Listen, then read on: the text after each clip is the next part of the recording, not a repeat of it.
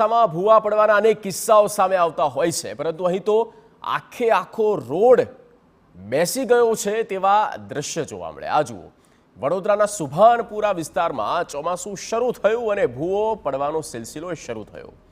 આત્મજ્યોતિ આશ્રમ જવાનો વિસ્તાર, જ્યાં આખો રોડ બેસી ગયો છે।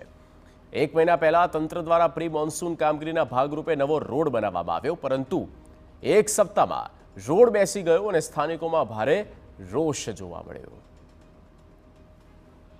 અહીં પાણીની લાઈનનો ઇશ્યુ હતો, એટલે આ રોડ ખોદીને પાણીની લાઈન બનાવી। 2.5 મહિના પછી અમે વારંવાર રજૂઆત કર્યા પછી આ રોડનું પેચવર્ક થયું। આ પેચવર્કમાં પણ ઉપર પોલિશ કરી ગયા છે।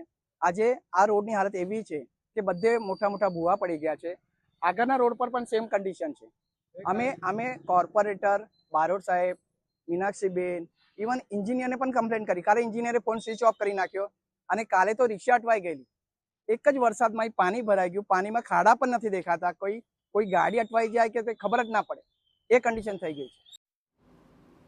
અનેક વખત રજૂઆત બાદ પણ તંત્રની કામગીરી કરવામાં ઊણું ઉતર્યું હોય તેવો સ્થાનિકોનો આક્ષેપ છે કે ઊણું ઉતરતું નથી, માત્ર રોડ બંધ કરી સંતોષ માની લેવામાં આવે છે। કોન્ટ્રાક્ટર દ્વારા હલકી ગુણવત્તાનું કામ થયું હોવાનું પણ સ્થાનિકો કહી રહ્યા છે। મારા કહેવા પ્રમાણે અહીં આ બાજુ એક ખાડો છે, એ મેઇન હોલ પણ બંધ કરી દીધેલું છે। અહીં ચેમ્બર બોર બાંધે એમાં એ લોકો એ મેઇન હોલ પણ બંધ કરી દીધું ને આખું રોડ ઉપર બ્લોક થઈ જાય પાણી। અમારા તરફ પણ 10 ભૂવા પડેલા છે। કાલે મેં ફોન કર્યો કોર્પોરેશન અધિકારીને, તો કહે કે અમે મોકલીએ છીએ માણસો, 3 જગ્યાએ ભૂવા કચરું નાખીને જતા રહ્યા, બાકી કોઈ ભૂવા પુરાયા નથી। આ મામલે હવે વિપક્ષ પણ મેદાને આવ્યું। પ્રી મોન્સૂન કામગીરીના ભાગરૂપે કરેલી કામગીરીની પોલ ખુલી હોવાનો દાવો કરી રહ્યું છે।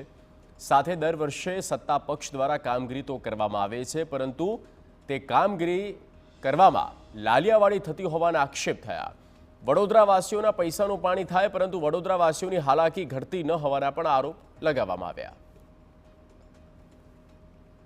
ચોમાસા પહેલા જે રીતના સત્તા પક્ષને અમે અવારનવાર ધ્યાન દોરતા હતા, વડોદરા શહેર જ્યાં કામ થયા છે તમામ જગ્યાએ અત્યારે ચરી બેસી ગઈ છે।